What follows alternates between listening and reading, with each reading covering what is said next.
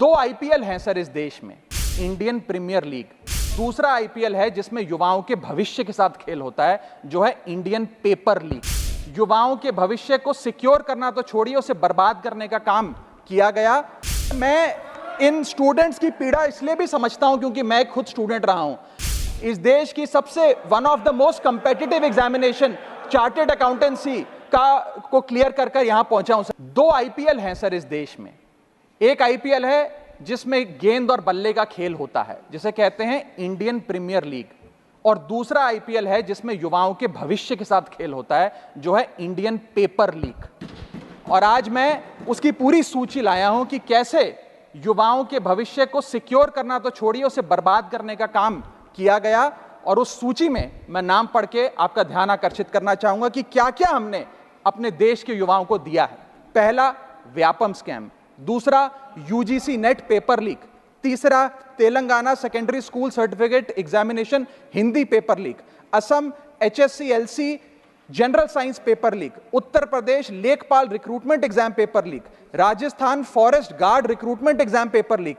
Bihar public service commission exam paper leak. Gujarat head clerk exam paper leak.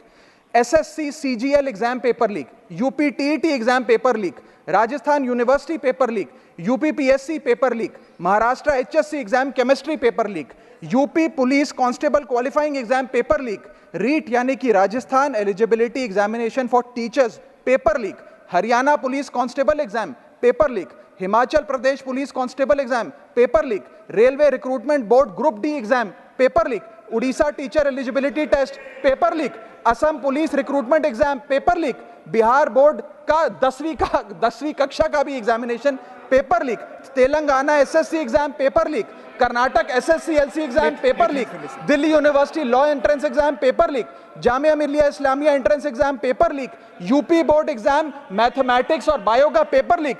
Rajasthan teacher recruitment exam paper leak. और इस साल का NEET का 2024 का पेपर लीक। माननीय राघव चड्ढा जी, ये ऑथेंटिकेट करके आप यहाँ मैं दूंगा सर, सारे रिपोर्ट दूंगा। Thank you sir. आज हम अपने देश के युवाओं को एक अच्छी शिक्षा व्यवस्था नहीं दे पाए, नौकरियां नहीं दे पाए, बेरोजगारी चरम पर है, ऑर्गेनाइज सेक्टर की बेरोजगारी चरम पर है, और अनऑर्गेनाइज सेक्टर की तो आंकड़ों की क्या बात करी जाए सर। मैं इन स्टूडेंट्स की पीड़ा इसलिए भी समझता हूं क्योंकि मैं खुद स्टूडेंट रहा हूं।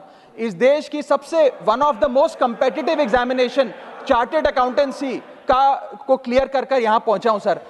मुझे पता है कि क्या पीड़ा होती है जब सालों की आपकी मेहनत पर पानी फिर जाए क्योंकि एक एग्जामिनेशन, एक पेपर लीक हो जाता है। तब सिर्फ दिल नहीं टूटता, विद्यार्थी, एक इंसान पूरा टूट जाता है, उसका मनोबल टूट जाता है।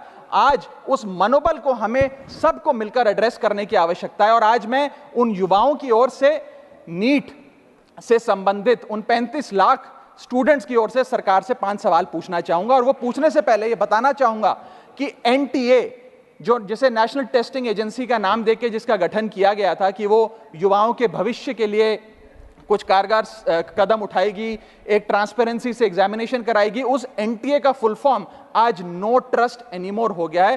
कोई भी विद्यार्थी आज इस NTA पे विश्वास नहीं कर रहा। और मैं विद्यार्थियों की ओर से ये 5 सवाल सरकार से पूछना चाहूंगा, नीट से संबंधित सटीक सवाल। पहला सवाल, नीट का पेपर जिसमें मात्र 1-2, बहुत हुआ तो 3-4 स्टूडेंट्स की रैंक 1 आती है, जैसे कि 2023 में मात्र 2 लोगों की रैंक 1 आई, 22 में मात्र 4 लोगों की आई, 2021 में मात्र 3 लोगों की आई।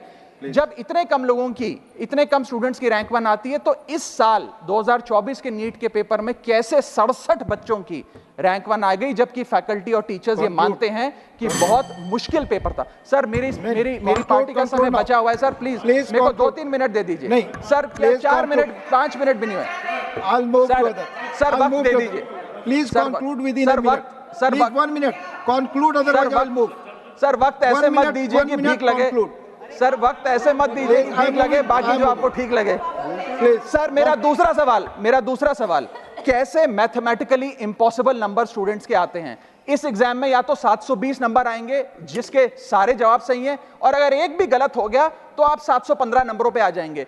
इस 715 और 720 के बीच में किसी के नंबर नहीं आ सकते। लेकिन इस बार ग्रेस मार्क्स देकर 717, 718, 719। और आखिरी सवाल, मेरा आखिरी सवाल मैं समाप्त कर रहा हूं सर। इस बार जो इस नीट एग्जाम के नतीजे 14 जून को आने थे, उसको 10 दिन पहले कर दिया गया। हम देखते हैं कि नतीजों में देरी अक्सर होती है, लेकिन 10 दिन पहले चुनावों के शोर के नतीजों के शोर में 4 जून को नीट एग्जाम के नतीजे लाए गए। क्या मकसद था?